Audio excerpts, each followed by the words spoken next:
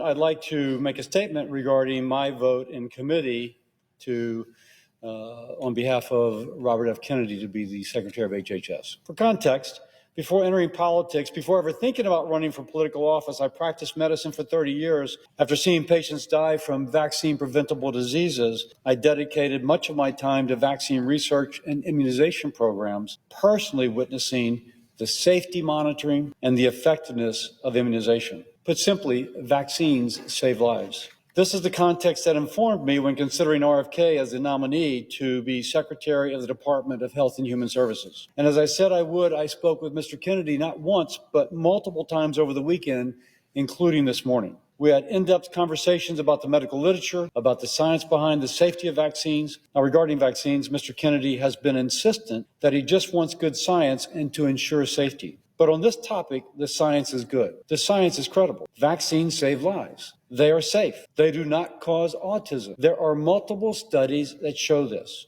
They are a crucial part of our nation's public health response. Now, Mr. Kennedy and the administration reached out seeking to reassure me regarding their commitment to protecting the public health benefit of vaccination. To this end, Mr. Kennedy and the administration committed that he and I would have an unprecedentedly close collaborative working relationship if he is confirmed. We will meet or speak multiple times a month. This collaboration will allow us to work well together and therefore to be more effective. Mr. Kennedy has asked for my input into hiring decisions at HHS beyond Senate-confirmed positions, and this aspect of the collaboration will allow us to represent all sides of those folks who are contacting me over this past weekend. He has also committed that he would work within current vaccine approval and safety monitoring systems and not establish parallel systems.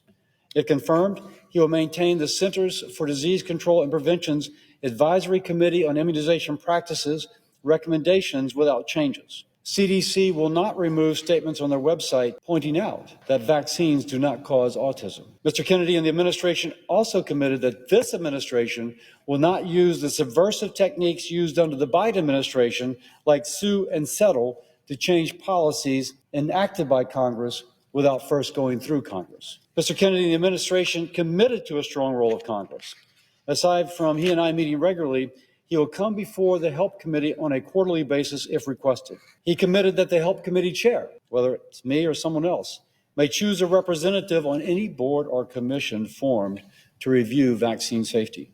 If he is confirmed, HHS will provide a 30-day notice to the Help Committee if the agency seeks to make changes to any of our federal vaccine safety monitoring programs, and Help Committee will have the option to call a hearing to further review. These commitments and my expectation that we can have a great working relationship to make America healthy again is the basis of my support. If Mr. Kennedy is confirmed, I will use my authority as chairman of the Senate Committee with Oversight of HHS to rebuff any attempt to remove the public's access to life-saving vaccines without ironclad, causational, scientific evidence that can be accepted and defended before the mainstream scientific community and before Congress. I will watch carefully for any effort to wrongfully sow public fear about vaccines between confusing references of coincidence and anecdote. But my support is built on assurances that this will not have to be a concern, and that he and I can work together to build an agenda to make America healthy again.